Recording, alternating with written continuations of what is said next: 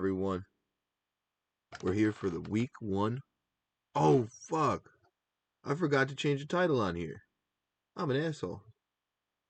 Alright. Playoff week 1 recap show with Tom and Jax. Say what's up, Jax. What's up, everybody? Hey, what's up, Angela? We just got here in the chat, too. So I'm really excited for this one. This was a playoff week 1. And yeah, this was a good week of battles. This was a very First, good week of first battles. week, high stakes stuff. First week. Yeah, this was all the winners got their money back in the league. So that's a big deal, I feel like, too. That's a bit, you get your money back if you won this week. All the winners we're talking about here got their money back. And they could win more money. I think the winner gets $110, Jax. That's no joke. That's a decent chunk of change. Yeah, for our fun, loving community. Pretty awesome. Exactly. And before we really get into this, I got a question. Who set up the monotype tournament last time? Does anyone know? Jax, do you happen to know? Who set up the monotype tournament? Which one?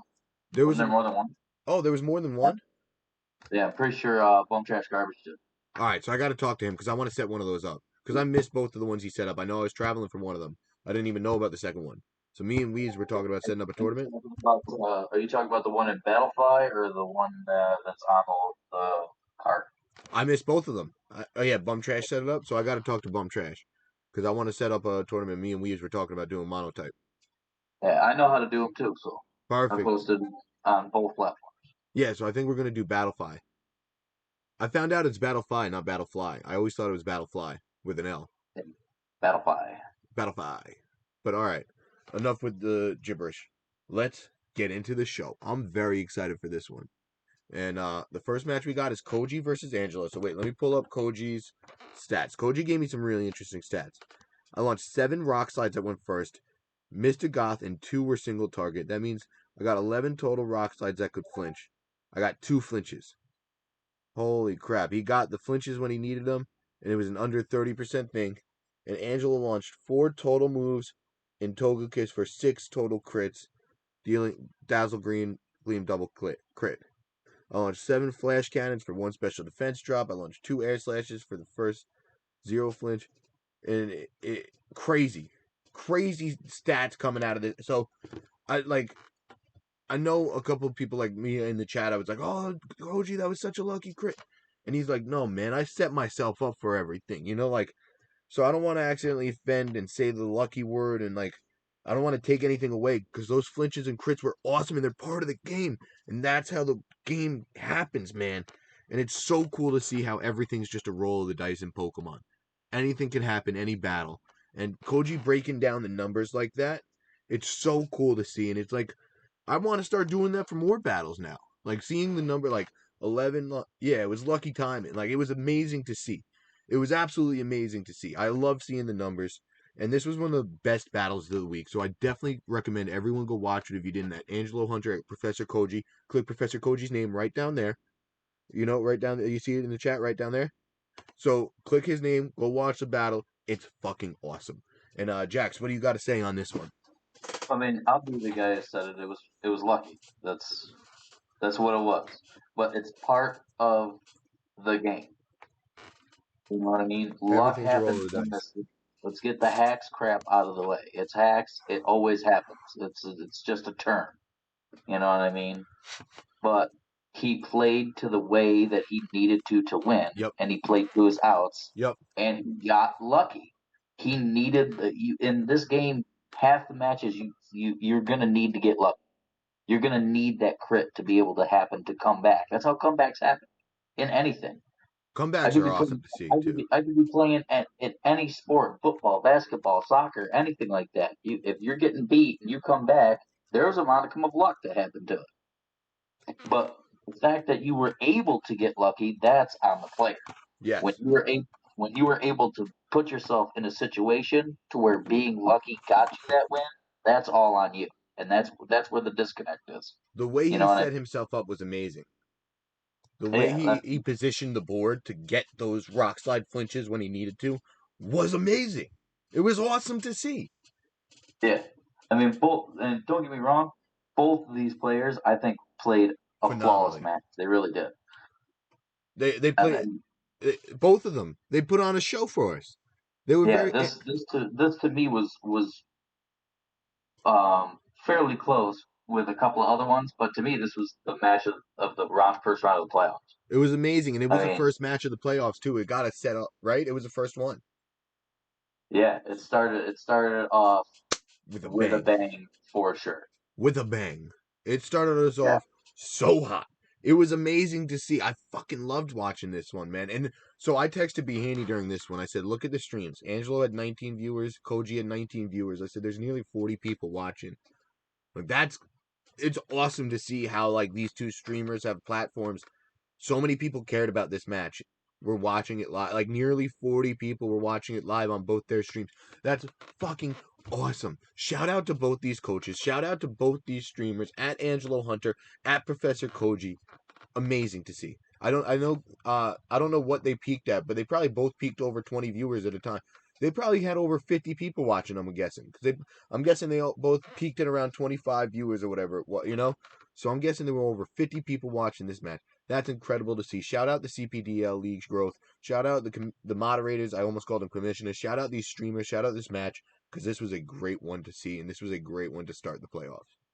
yeah, it was definitely. You could tell. Well, I only watched it from Koji's side, and then I went back and watched it I have both from set up. Angelo's side. But you could definitely tell it was intense. Yeah. It meant a lot to both competitors. They Yep. both played really well, They both cared. Yeah. and the fact that it did come down to Koji needing like the two flinches in a row that he ended up getting, and the crit was huge. Huge. The explosion of emotion was awesome. Amazing. Things were getting tight when he the first time that he Amazing. lost a game one was in this week. I didn't All realize season that stat. Yeah, that's a cool stat. he had never lost a game one. It was real close with Tootie. I don't know what like week six or something like that. That was the closest that he had come to losing a game one. And for the first match of the playoffs to be like that intense and have that much coming down to it was awesome. I really enjoyed it. I couldn't have we couldn't have asked for a better match. We couldn't have asked for a better match to start the playoffs. And again, shout out both these coaches. Shout out everyone that's here. We just jumped from 6 to 12 viewers, so I appreciate each and every one of you. And let's get into the next match, which actually wasn't streamed, right? Am I wrong? I did not get to see this one if it was streamed, but I got the match stats pulled up right now, Jax.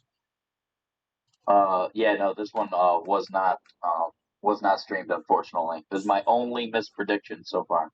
Yes, we'll get to the predictions too. I added them up. It's very interesting to see, and that's why I didn't do the giveaway, because it's very easy to get. Like 8 out of 10 is much easier than 12 out of 12, or 8 out of 8. I mean, is much easier than 12 out of 12. But we see Anti get the 2-0 victory. He has 4 kills with Dragapult, 3 kills with Lando T, and a kill with Clefable. On the other side, we see Tootie get 2 kills with Rillaboom, 3 kills with Dragonite. Anti brought to the match Dragapult, Lando T, Indeedee Male, Clefable, Rotom C, Pheromosa, and then Tootie brought Drifblim, Rillaboom, Incin, Inteleon, Dragonite, and Butterfree. So Tootie brought 6 of my favorite Pokemon ever. I absolutely love Tootie's team all season. Love the logo. Love Anti's logo too. Like, both great coaches. Both, like, whenever I talk, I thought I played Tootie on Showdown today. She said, or he, I don't know. Someone told me not to gender people, and I'm trying not to. And I was like, why? But I'm just stumbling over my words now. So, what's it called? I reached out to Tootie and was like, "Is this you?" And they were like, "No." So I was hoping it was Tootie, because the first name was Tootie on Showdown. And what's it called? This is apparently a great match. Shout out to Anti for getting the 2-0 victory. And Jax, you got anything on this one before we move on? No, I feel sad for Tootie.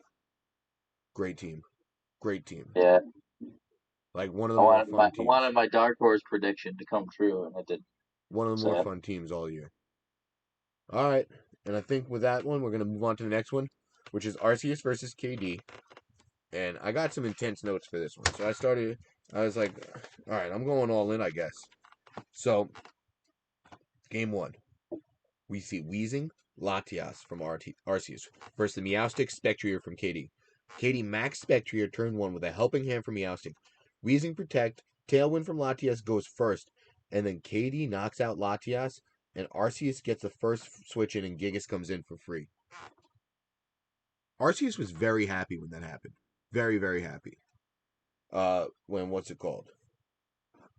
Yeah, When Arceus being very yeah. position heavy and position dependent on his team.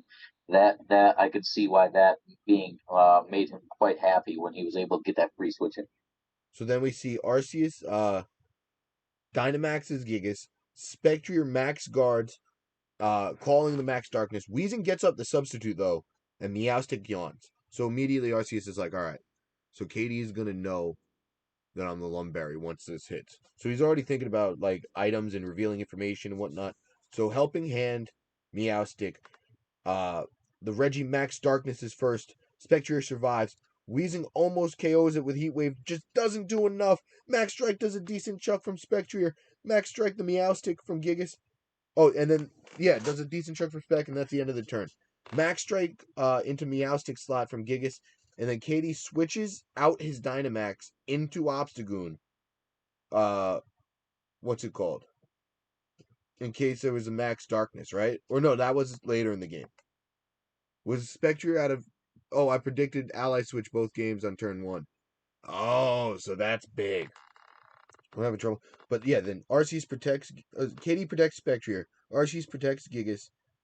Obstagoon switcheroos Gigas, and Weezing Heat Waves the Goon, which really does nothing. We see Arceus's hard switch in Blacephalon for the Gigas. Spectre Shadow Balled the Weezing. Obstagoon switcheroo the Flame Orb onto Blacephalon, and the Flame Orb can't burn the Blacephalon. So it was great. Uh, and then Weezing KO'd the Spec, and Silvally switches in. Blacephalon protects what's it called? The Goon obstructs Silvally Shadow Claws into the Blacephalon protect, and Weezing gets another sub off. Arceus, what's it called? Subs, and then got a free Gigas switch in. We see Gigas come in, Silvally Psychic Fangs, the Goon knocks off Weezing Heat Waves, and this feels close. Gigas protects Silvally Psychic Fangs, Weezing this time, breaks a sub, and then he KOs Weezing with Facade from Obstagoon, which was freaking huge. That Life Orb takes out the Goon, and it's Gigas Blacephalon versus Silvally. And Arceus said something funny. I'm going to have to ask Ahmad if that was a Blacephalon kill, because that was Blacephalon's Life Orb that was switcherooed onto him. And I like that train of thought. I really do like that train of thought. And No, that would not be. no, it wouldn't be, but I like. Behaney It said I don't becomes think it so. becomes that it becomes that Pokemon's actual item, so that wouldn't be able to happen. So I was laughing at that one. So Arceus protects Blacephalon. Silvally KOs Gigas, and it was a great read by KD. Arceus mind blown Silvally almost KOs it. Silvally Shadow Claws, and KD takes game one. Trying to pad my stats. Yo, that facade damage was so nuts. All right, so game two. It's the same lead from KD of Meowstic Spec. We see Latias and Dusclops from Arceus this time. And we see Max Spectrier from KD again, helping him Meowstic. Tailwind from Latias. Max Phantom KOs it. Clops gets the Icy Wind. And Spectrier is -1 speed, but +1 special attack. Blacephalon comes in for Latias. KD switches out his Spectrier Max. This is where he switched out the Max Spectrier for the Obstagoon. That was nuts. He was expecting a Max Phantasm to KO his Spectrier, and he's like, I can't sack Spectrier here. So, oh my god, the Thunder Wave into Blacephalon is huge, but Blacephalon substitutes. The Clops gets another Icy Wind off, and Flame Orb burns the Obstagoon. Meowstic helping hand the Obstagoon, but Blacephalon KOs Meowstic with Shadow Ball. Gets a Beast Boost, and knockoff from the Obstagoon with the helping hand and with the burn KOs the Clops. Holy moly. And that's when we see the Regirock come in. Regirock Dynamax here is awesome. Protect from Spectre on KD, Obstruct from Goon, Max Knuckle into Regirock, and then the Blacephalon sub stays up. Spectre Shadow Balls the sub. Goon switcheroos the Flame Orb onto the Regirock.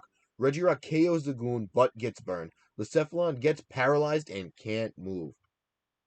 Oh my god. Once Blacephalon got paralyzed, my jaw dropped. Silvally comes in for Obstacle. It's 2-on-2. Uh, what's it called? Blacephalon and the Burned Rock. Oh, paralyzed Blacephalon and the Burned Rock for Silvally and Spectrier. Blacephalon protects. Spectre shadow balls into it. So Valley multi-attack KOs the Rock doing little damage. Oh, multi-attack the Rock doing little damage, and Rock KOs the Spectre of Rockfall. So Valley Shadow Claws and KOs Blacephalon. Ironhead Gigas does not do enough, and Katie is able to take this one home with a multi-attack after a Swords Dance. This was a great set. Shout out both these coaches. And this is the first round of the playoffs. This is the second match, or third match we're talking about, Joe. I love you, Joey. But yeah, no, this is great. This is a great set. And Jax, I've been rambling now, I feel like. So tell us, what were your thoughts on this one? Yeah, this match was absolutely nuts. The reads that KD made were some of the Amazing. best reads I've seen anybody make Amazing. literally in the 2 seasons I've been playing this. He played especially the end game when he only had the Silvally left in game one to all the way basically after the second turn, It was amazing. pretty much of game two when he took out the horse on its Dynamax and it wasn't even done. I mean, the reads were crazy good, and I appreciate him for being able to call some of the stuff that he did, because I certainly would not have wanted to do some of the stuff that he did, wouldn't have the ability to. Um, I feel like he recognized the way that Arceus plays and the way that Arceus' team is made up. It is position heavy, so as long as he could understand the positions that he needed to be able to get out of, like not sacking off um, the Spectre that second turn in game two, so he switched it out. I thought that was pretty smart on his part. Definitely some of the calls that he made, Unreal call. yeah, Amazing. were just mind blowing. And Sil Valley for him was huge So big. in this match. It was it to me it obviously single handedly brought him back and won game one, and then game two the way that he was able to position it while keeping the focus on um, for Arceus having to take out the Spectre and stuff like that, so it stayed on the field and it was bulky enough, but still doing a lot of damage to be able to get the win was big. It was an awesome call. Yeah. Yeah, the Spectre switch was like a crazy call. He was expecting a Blacephalon Dynamax Phantasm. That's what he was expecting, and the switch nullifies it. And Right, which completely makes sense. That I completely loved makes. it. I loved it. It was weird I in the like the moment, but way I that was like, he oh my I god. like the way he had the team makeup too of having the ghost and the normal type to be able to switch it out to be able to negate damage completely, depending on what he thought was coming. And then Koji just said something great in the chat. The T wave and the +2 on the horse, it was just a win from there. So we needed to get the T wave off. And it was under tailwind. And I was def considering that the horse wasn't faster. Yeah, because of the tailwind. I was -1 speed in tailwind, yeah. You had the priority T wave, which was so useful because that's when we saw Blacephalon Yeah, get. the T wave nullifies the tailwind basically. And then we saw Blacephalon get paralyzed and wasn't be able to move. Right. Blacephalon still outspeeds when parried. Yeah, you see, these two coaches know what the hell they're talking about. These are two amazing competitors, amazing coaches, and it stinks that we saw one of them get eliminated. I thought both of these guys could have won if weren't matched up with each other. And I think that about all these coaches. Anything could have happened in any week. That's why Icy Winded. Yeah, no, the Dusclops Icy Wind was awesome. Absolutely awesome. But yeah, this was such a fun match to watch. Jax, you got anything else on this one before we move on? No, the icy wind tech with the Dusclops, the way that he had it because he knew he was going to have to use it in those situations. I do have to give him credit for that. I had that written down. I liked it. Yeah. And there's so many shoulda, coulda, wouldas. There's so many shoulda, coulda, wouldas. And yeah, Arceus is a damage calc master. So does probably KD is too. I don't know. I think KD is too. I think you said that in the coach's interview. It's been a while. But you know what? We're trying to end this before Matt and Snom start. So let's get on to the next one, which is Behanny versus Yama. The Tapu Fini in the cart versus the Mind Shell versus Gudra. Behanny, what's it called? Is questioning if the cart is actually the cart or if it's Zoroark. Yama Dynamaxes the cart. Gudra protects. Uh, Coaching into the Gudra and cart quakes. We're like, oh, so that's when the first what's it called? like hint that it might be the Zoroark happened. The Feeny Aqua Rings, and that's such a fun strat to see. Behanny coaches Goodra, Dynamaxes it, Cart Airstreams, KOs the Mind Shell, Feeny Iron Defenses, and Goodra's Overgrowth does like 50% after the recoil. You know, after like the, what's it called? Recovery from Grassy Terrain and Aqua Ring. Zapdos comes in for Behanny, protects. Cart Max Quakes and does very little. Feeny Iron Defenses again, Goodra Overgrowths, and can't kill the Feeny. It barely hangs on. Cart then knockoffs Goodra's weakness policy. Feeny Nature Madness is zaps the Goodra. Zap Heat Waves, but we find out it's been Zoroark the whole time. I was laughing out loud when Behanny said, "I've been bamboozled." Like the way he said it was very funny. I highly recommend you go and watch this game just for Behanny saying, "I've been bamboozled." I was laughing out loud. The Max Quake from Goodra finally KOs the Feeny, and then we see the Alecki switch in for the Feeny. Zoroark KOs the Zapdos. Alecki knocks off the Zapdos. Alecki Wild Charge KOs it, and Goodra's Earthquake doesn't affect Alecki because of the air balloon. Zoroark survives too, and we see Grim come in for the Zapdos slot. Grim takes out the Alecki. Zoroark bounces. Goodra Earthquakes, and it doesn't KO the Alecki because of the grassy terrain still up. And yeah, everyone in the chat still talking about the last game. I love this. I love all the chat going on. I'm not reading it yet. I'm still reading game one of this, but yeah, awesome. Then we see the Goodra Protect, the Grim subs, Cart Smart Strikes, the sub, the prankster sub. Grim subs again. The cart swords the Goodra, and Goodra earthquakes, breaks Grimmsnarl sub. Goodra protects. Grimmsnarl tricks the lagging tail onto the cart. Cart attacks into the protect. Goodra earthquakes, killing his own Grim. Cart KOs Goodra, and Yama win games one. Yama won game one. Jax, you got anything to say before game two? I'll wait. You can go through all of it. I'll wait till after. All right, is this a good strategy to go through all of them, or am I taking up too much time? I want your honest opinion. I probably should ask before. I don't mind it. Let you do the play-by-play. I love it too, low key. But all right, so Lipard and Cart lead for game two versus Grimmsnarl and the Zapdos. Lipard fake outs a Grimmsnarl. What's it called? I can't read. Oh, fake outs a Grim, and Cart knockoffs the Zapdos. Protect. Lipard taunts the Grimmsnarl, which doesn't affect it, which was an odd move. The Cart knockoffs the Zap Lipdos, and Zap T-bolts the Cart, and the Grim cleans it up with Spirit Break, revealing Cart, and then the real Cart comes in. Yama hard switches in Feeny. Zap protects. Grimmsnarl substitutes, and Lipard snarls. Behanny switches in Registeel for the Zapdos at this point. Lipard snarls again. Feeny Aqua Rings. Grimmsnarl Spirit Breaks and KOs a Lipard. The real Cart comes in for real this time again and doesn't get switched out. Yama maxes the real Cartana. Registeel protects. Grim tricks a lagging tail, and the Knuckle does nothing through the Registeel protect. It was crazy. And then the Nature's Madness from Feeny also went into protect. Feeny goes first, and the Nature's Madness is steals. Grim Spirit breaks the cart. Registeel Iron Defenses, and the cart Max Knuckles, and does a lot too. Feeny Moonblast the Registeel. Grim Spirit breaks the cart. Again. And the Registeel almost KOs Cart with the body press. Cart KOs the Steel with a Knuckle, but it's such low HP, and Cart is like +4 attack from the Knuckle and the Beast Boost at this point.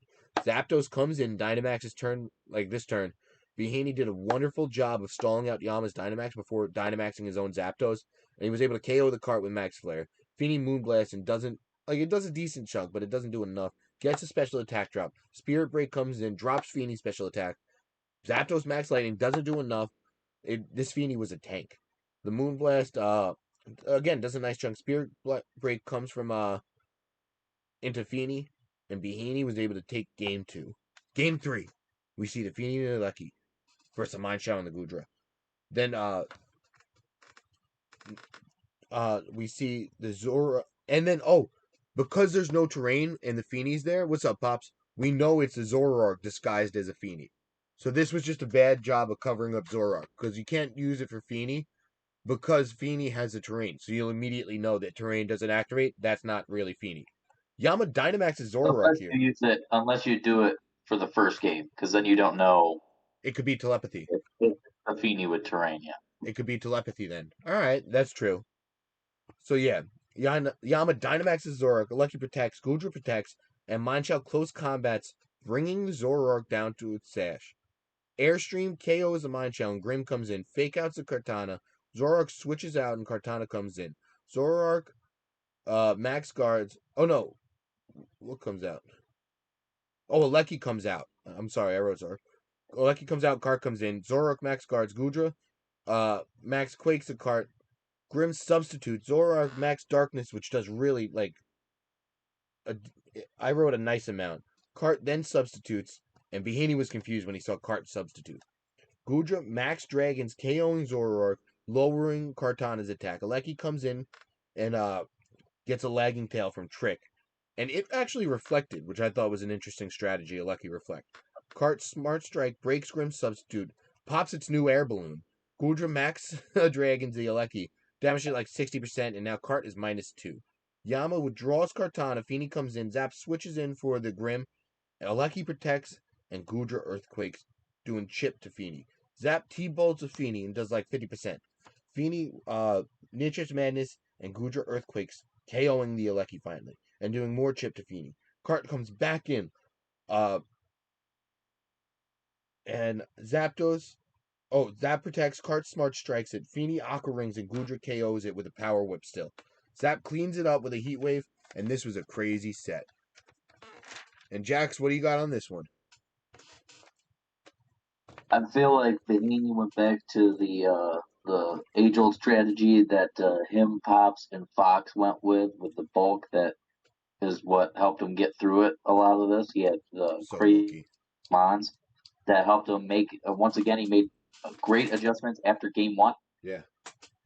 and was able to um, come out with a strategy of making sure that he had a Pokemon advantage going into the end of both game two and game three, which ended up being huge. He really covered the Zapdos well because he knew come towards the end game, being able to bring a full health Zapdos in when you still have a Pokemon that's sitting there that's super bulky was going to leave him at a great advantage, which it did. You know, um, so that was kind of the story of him being able to come back to me in game two and game three was him being able to adjust to the fact that he wanted to make sure that he had the Pokemon advantage in the end game because the end game, like we always say, the end game is probably the most important part of this game. You know, so I would agree. him being able to adjust and be able to make sure that he was able to still put out damage. You know what I mean? But put out damage and chip away in the beginning of the game to where at that by the end of the game he had a huge advantage was definitely the main part of this match. Yeah. Yeah. No, this was an awesome one to watch. Highly recommend going to watch it. You can watch it at Yamagu and at Behaney_27. This was a great one. Sorry I haven't shouted out everyone's Twitch, but let's get on to the next one, which you could watch tonight after the recap show. I think they're going to start right after the recap show around 7 p.m. You might be able to watch it live on Showdown. So let's get excited. But let's try to hurry up and get into the next one. Jade versus Smurf. Blaziken and Indeedee come out for Jade. Cinderace and Mudsdale come out for Smurf. Jade maxes the Blaziken. Indeedee follows me, and the U-turn from Cinderace barely misses a KO. Slowking comes in, and Airstreams does less than 50% to it. Mudsdale high horsepowers Indeedee, KOing it, and Jade brings in the Corviknight at this point. Blaziken Airstreams again, bringing Slowking down to 11 HP. Corviknight bulk ups. Mudsdale body press is doing little to Slowking, and Expanding Force almost KOs the Dynamax Blaziken, which was nuts. Then we see the Blaziken Max Guard next turn. Corviknight body press KOs Slowking, and Mudsdale attacked into the Max Guard. We see Smurf bringing Cinderace again. Dynamax's Mudsdale. Blaziken Brave Bird Cinderace KOing itself with the recoil. Cinderace misses the Pyro Ball onto Corviknight. Body press KO'd the Cinderace from the Corviknight, and Mudsdale Max Quake doing nothing because it doesn't affect the Corviknight. Pheromosa and Hatterene come in for Smurf and Jade respectively. And Smurf close combats Corviknight with Pheromosa. Brave Bird KOs it, and brings it to the stash, and Mudsdale misses the KO on Hatterene with a Steel Spike. Hatterene Dazzling Gleams KOing the Mosa. Dynamax Mudsdale versus Corviknight, and Hatterene is Hatterene protects, Corviknight bulks up, and it dies to a Max Knuckle before Oh, because of the crit. Mudsdale versus Hatterene 1-on-1. Oh my god, this was such a close matchup because Mudsdale was full HP, Hatterene was very low HP, and it's over. Good game to Smurf for cleaning it up with Mudsdale. Amazing. So game 2, we see Jade lead the Salamence and the Grimmsnarl. The Smurfs, Mudsdale, and Comfey. Jade switches out the Ments for the Corviknight. Reflects with the Grimmsnarl. Mudsdale lashes out, doing 50% to Corviknight. That was a crazy critical hit. Comfey Trick Rooms. We see the helping hand from Comfey and the light scream from Grimmsnarl. Body press does very little into the Corviknight, and it roosts, regaining most of its HP. Jade takes out Grimmsnarl for Ments, and he loves switching, but lowers Mudsdale attack again. Comfey helping hands and Iron Heads, which does very little into Salamence. Corviknight bulks up for free. Salamence switches back into Grimmsnarl. Grimmsnarl eats the Draining Kiss. Lash Out does very little to Corviknight, and Corviknight bulks up again. Comfey helping hands, Mudsdale. Grimmsnarl fakes it out, and Corviknight bulks up again. Comfey helping hands, Grimmsnarl resets a reflect. Corviknight bulks up, and Mudsdale Ironhead does very little, and the Babari Berry is revealed from Jade. So now we see Jade Dynamax here. Dynamax the bird here. The big bird. It's +4 defense, +4 attack. Grimmsnarl light screens. Corviknight airstreams, KOs the Comfey. Mudsdale Ironheads and does very little again. We see Smurf Dynamax Cinderace here, and Grimmsnarl T-waves it. Corviknight airstreams it, bringing it to 13 HP. G-Max Fireball just doesn't do enough. It does very little, and Cinderace died from the Life Orb recoil, which just stunk. Like, if you're a Smurf fan, that was just so demoralizing. I was like, oh, the Life Orb KO'd it? Oh, you hate to see it. So Mudsdale Ironhead, again, does very little. Slowking comes in. Jade switches in the Salamence. Corviknight airstreams the Slowking KOing it, and this one was over. Game 3. So Jade won game 2. Smurf won game 1. Who's going to win game 3? I already spoiled it on the screen. Jade won game 3. So we see the Indeedee Hatterene lead versus Pheromosa and the Cinderace. Indeedee follows me. Pheromosa U-turns it, doing very much. Like a lot of damage. Slowking comes in. Cinderace, Ironhead KOs the Indeedee. Hatterene Trick Rooms. And Corviknight. Oh, and then the Ments switches in. So Hatterene and Cinderace both Dynamax this turn. Hatterene's Overgrowth does. Oh no, I meant Slowking Dynamax. Right? Slowking Dynamax. Yeah. So Hatterene and Slowking both Dynamax this turn. Hatterene max Overgrowth of Slowking, which did like a little less than 50%. Slowking max Ooze doing a little bit more. Cinderace Pyro Balls into the Ments doing very little. We see Jade withdraw the Salamence for the Corviknight. I spelled it with a K that time. Hatterene Overgrowth again into Slowking, doing a little bit more because of the terrain. Slowking oozed again, doing a little bit more because of the special attack raise. Barely missing the KO. Cinderace Pyroballed Corviknight and did a nice chunk of damage. Smurf switched in the Mudsdale for the Cinderace and Max Guard Slowking. Hatterene attacked the King's Protect and Corviknight roosted, and now both Pokemon return to normal. Yeah. We see Jade's Hatterene Giga Drains KOing Slowking. We see Mudsdale Ironhead KOing the Hatterene. We see Corviknight bulk up again. Pheromosa comes in for the Slowking. And Salamence comes in for Jade. Mosa close combat to Corviknight. Salamence Dragon Dances. Corviknight bulk ups and Mudsdale. Lash Out does like very little. Salamence Dual Wing Beat then KOs for Pheromosa. Corviknight bulk ups. Mudsdale body presses. Cinderace comes in. And now I gotta switch pages. We see Cinderace Sucker Punch a Salamence, getting the KO. Oh no, barely missing the KO. Salamence Earthquake, again, barely missing the KO on Cinderace. Corviknight body pressed, KO'd the Cinderace, and Mudsdale Ironhead KOing Salamence. It's a 1-1v1, Mudsdale versus Corviknight. And Corviknight was able to get the win with a critical hit body press. That's how this game 3 ended, a critical hit body press. Woo! This was a good one. And Jax, what do you got on this one? Yeah, unfortunately I couldn't find it to watch it.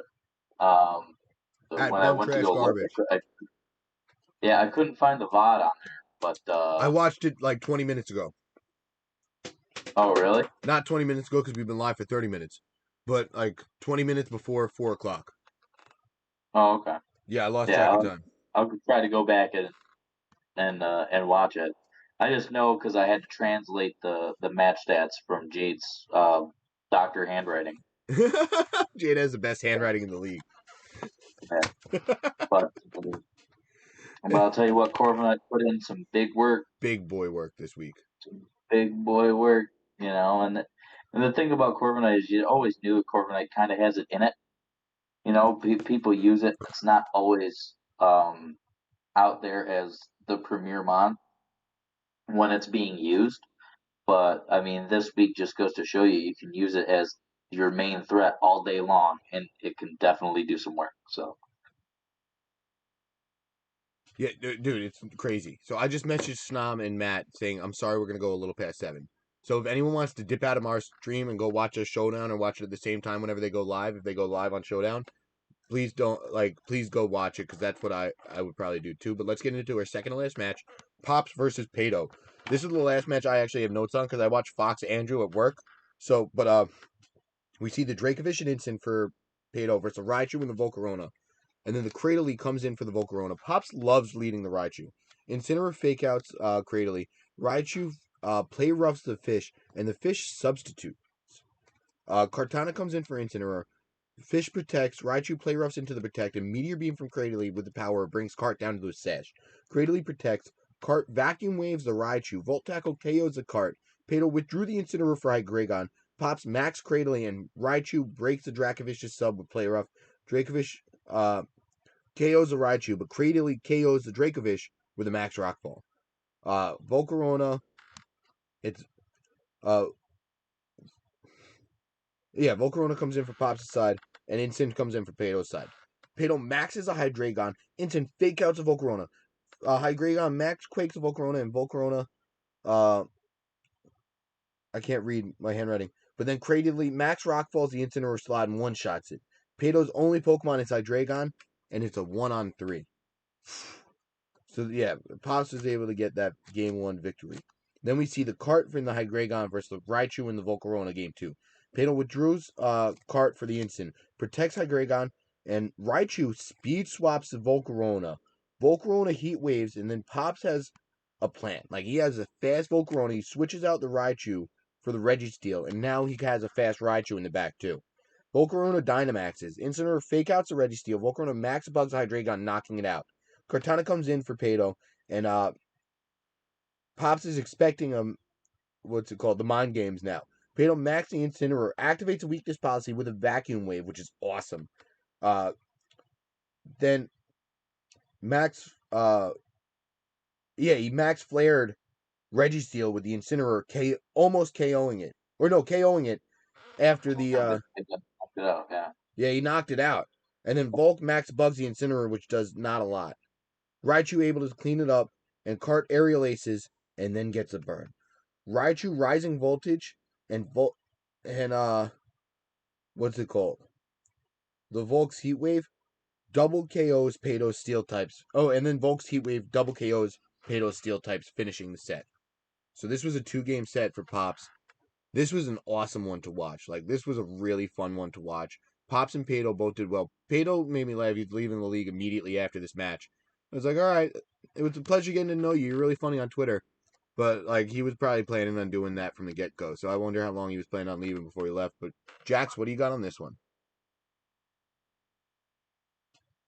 um, it seemed to me like Pops was kind of in complete control of this match. Unfortunately for Pato, Yeah, he game planned for the team pretty well, and was able to, once he could take out the cart, was able to really go to work with most of his mons. That seemed to be, like you said, he led with the Raichu because that's such a good Pokemon to lead with. he loves leading it. Yeah, well, it can do so many things, and as you can see, like with it brings out the fast fake out pressure, speed swap. You can use it for damage if you really want to, but you don't have to use it for damage. It can do so many different things, and being able to use that to be able to pivot around certain things. Once he sees Kartana, he's got to just figure out a plan of how to take the Kartana out. Once he's able to take out Kartana, that's pretty much the only thing that he had that could deal with the Registeel. that he brought, and once he got rid of it, being able to just put in late game work with Ready Steel is just a super fun, easy strat to go with. So, um, Amazing. I love seeing the Big Cat game too. Yeah. I'm a Big Cat guy and stuff, but unfortunately, by the time that he was able to do it, um, Pops was just able to target down the cat really fast in a couple of turns because that fastball Corona, the fastball Corona was big, the super offensive with the expert belt and everything like that. And at that time, like I said, using the Raichu, he was able to make it faster than everything that he had, Yep. which was big too. So I feel like solid strategy for sure by Pops to be able to take out Pato. This was the second time that he got to prep for this team. And that's Um, not easy playing a coach a second time. right, because you don't know what switches are coming up. You can't rely on the fact that somebody's going to use the same stuff that they did last time. Because I don't know who would do that, but that'd be kind of crazy to do. But Well, that's you we'll get know, into that with our next match. right? Which the next match, a lot of it wasn't done. You know, a lot of stuff was kind of changed up, and some stuff wasn't changed up for it, which was pretty cool. But yeah, I feel like I loved seeing the big cat. I wish that would have pulled through at least for a game. It looked like At when least for it's one game. not every day you get to see something like Pop said. Not every day you see something one hit KO, a max defense Registeel. You know what I mean? So props That's to both true. competitors, and hope Pops has good luck going on in the playoffs because he's got to play the guy who won our next match. Yeah, so let's get into it. Fox versus Andrew. I watched this one at work. I wasn't able to take notes, so Jax, take it from here. This was an immediate rematch. Actually, these guys played, I believe, the week before, wasn't it? Yes, the Uh, immediate week before, and Fox had a similar center scorch set, I believe, if not the same. well, no, he had the Cinescorch was the roughest thing for Andrew to Andrew. deal with. It Yeah, did a ton of work. Um, both weeks. yeah, both weeks. But he switched the ability up because the first time he had it set as um,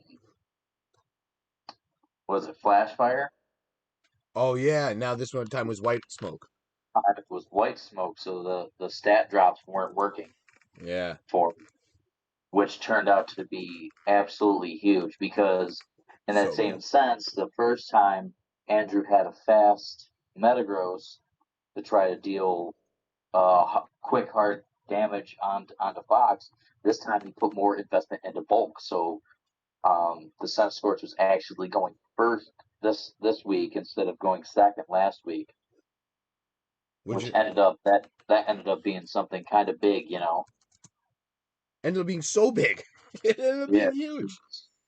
yeah, that was a big, and Andrew didn't have. I don't know if he didn't have it because I didn't see it, but there was no. He didn't use a rock move on the Scorch. He was targeting down the stuff that was next to the Scorch, Yeah, which was interesting. I think he had good strategies with the Jolteon um, Charizard combo and um, the Metagross and Spectre combo.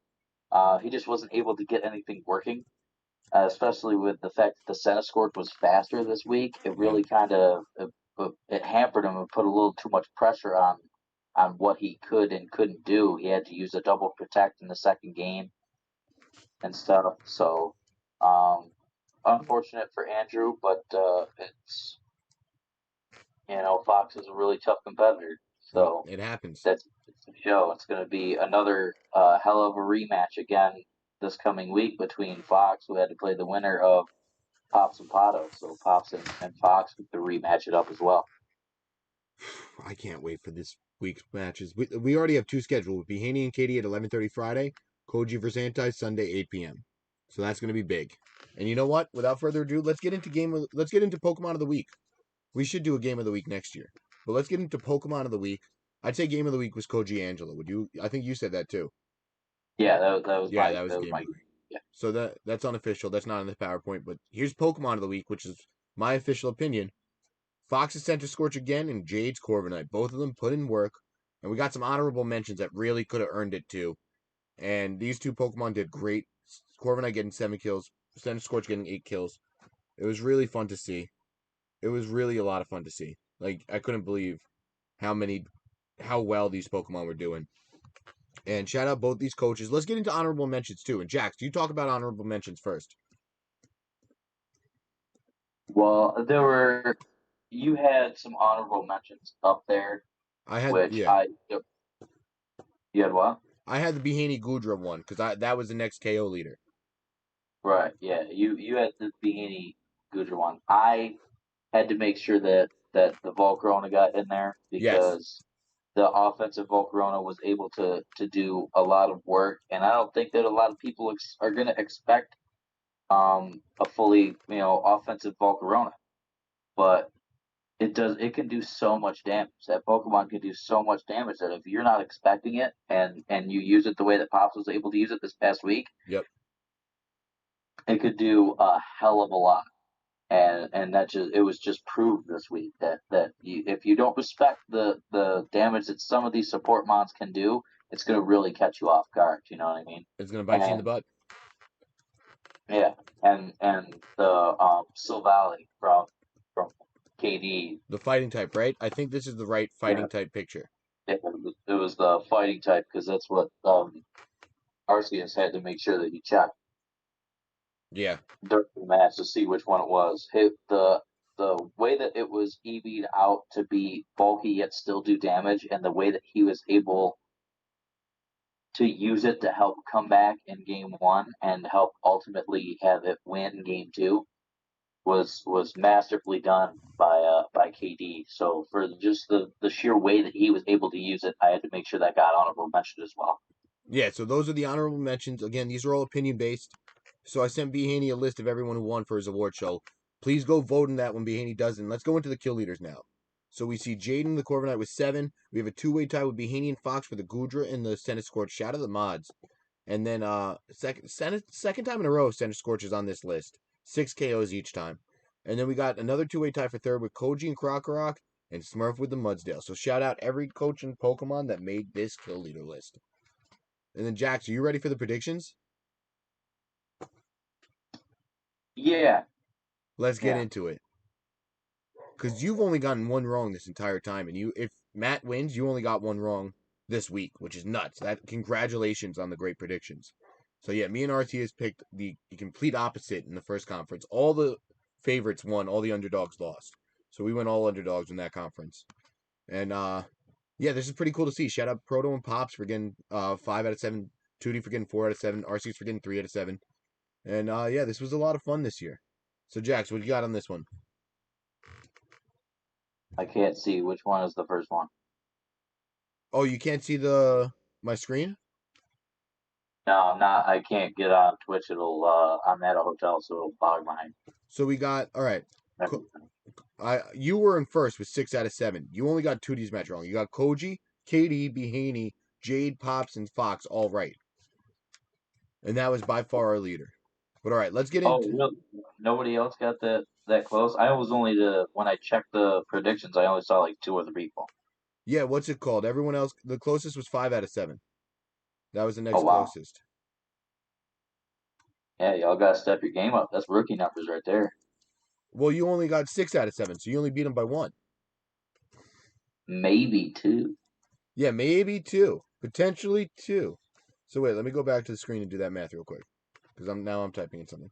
So all right, yeah, if Snom wins, you guys will be tied. If Matt wins, you'll win. So that's actually a big game for just prediction standings, which mean nothing now. Sorry about that. So let's get into our playoff matches week 1. So I'm gonna pull up the bracket now. We saw the 1 seed versus the 8 seed, Koji versus Angelo. The 1 seed won. Then we see the 4 seed versus the 5 seed. The 4 seed anti won. We see the 6 seed versus the 3 seed. The 3 seed KD won. And we saw the 2 seed versus the 7 seed. The 2 seed Behaney won. So now that sets up Carolina Tar Walls versus the Abstract Unknown. Koji versus Anti. Then we got the Milwaukee Xerneas and KD versus the New England Pidgeots and Behanny. So let's get into these before we get into the other conference. So let's go right into Koji and Anti. Who do you got in this one? I am going to go with Koji in this. I am too. Koji against the world. Koji, I've been picking against you a lot because it's been against the grain. Now that it's time to prove it. Now it's time to win it all. And I think Anti. This is nothing This is against you. I think Koji's prime to win it all right now. I think he's coming for the neck. He's coming for the champion, and it's going to be well. hard to stop him. Don't get me wrong. I think this is going to be an incredibly Incredible close match. match. I can't wait to watch it. Yeah, I think this is probably going to end up being the match of the week for me because these guys both do some cool stuff. They have multiple techs they can use on their teams, so you don't know exactly which one's coming. You know what I mean? And they both use them to the best that they can be used at. So I think this is again, it's going to come down to be really close. I think it's going to come down to who plays more of a perfected game plan and game throughout all 2 or 3 of the games. But I'm going to go with Koji selfishly because I want to see him play who I think is going to win.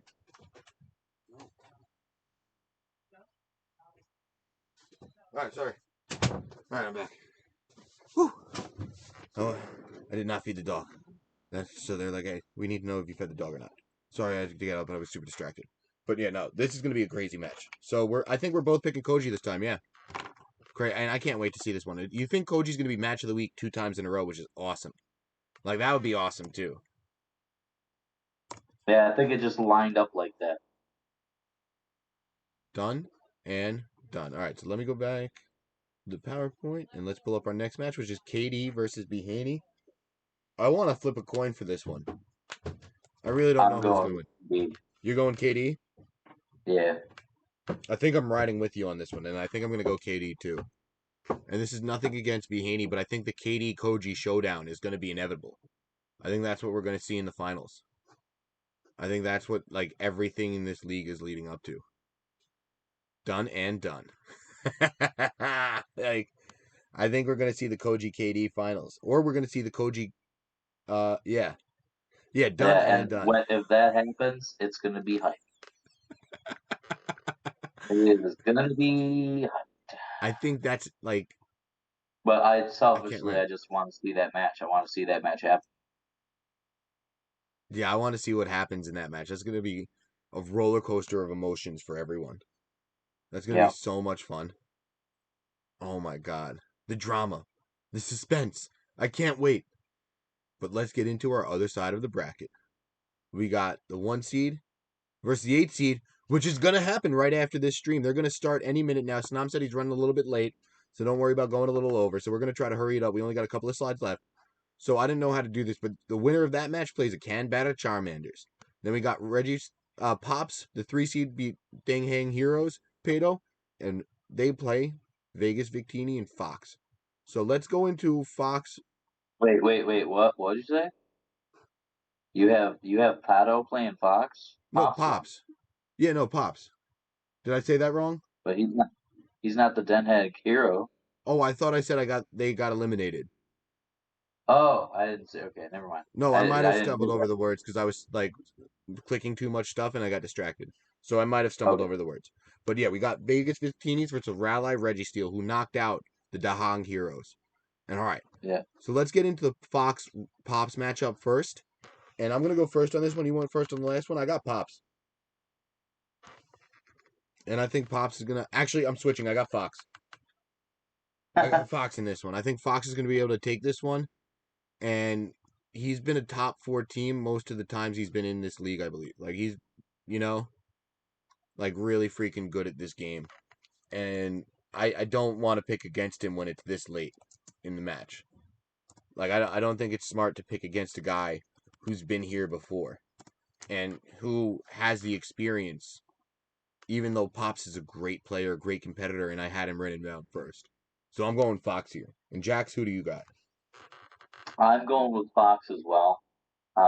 It's definitely, like I said, this is going to be a rematch, and it's going to be interesting to see if Pops can adjust to losing to the dog shit team. I'm just being tongue in cheek there, but Yeah. quoting Pops and stuff. But um, he did. He ended up losing to him earlier on in the season, and he made some Pokemon adjustments on his team through the trades and stuff like that. So I think his team did get stronger, but I don't I'm not sure if he's gonna I'm not sure how he's gonna apply it to being able to come back and play Fox again.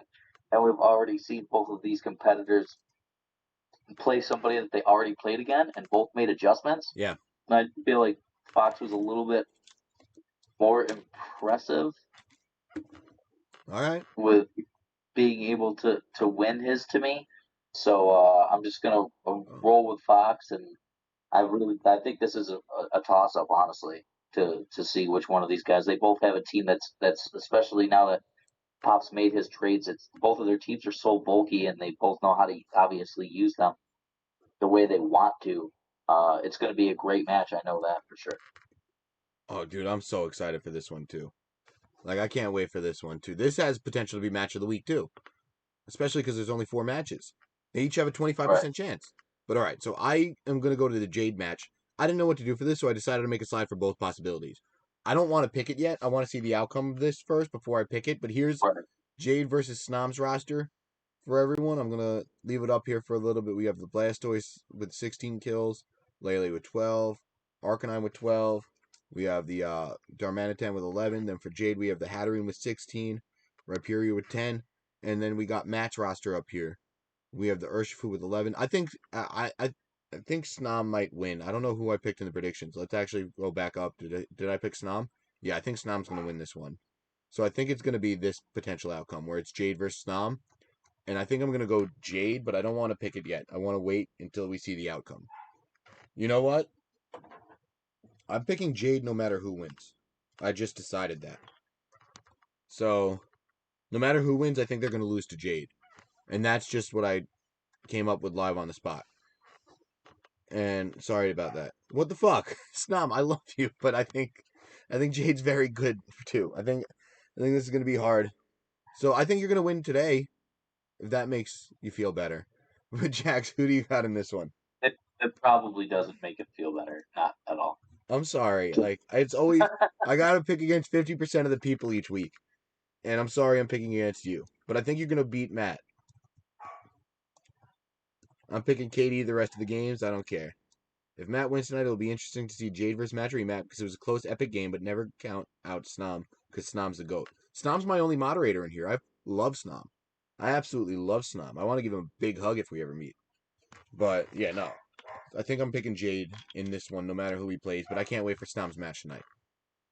And yeah, Jax, you got anything else? Because this is about it. This is about all we got.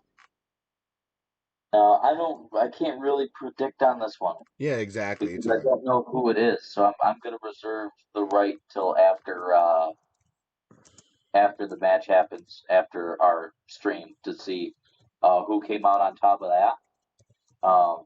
Hope both competitors do really well. I don't know who's gonna win. Obviously, I'm kind of hoping Matt does because I predicted it, but um, I don't know which way I'm gonna go until after I see um, the videos of what goes down in this match to see who has the momentum. If either one of them is taking any momentum into it, I think that is going to play a big factor yeah. in how the match in Jade versus Jade would go.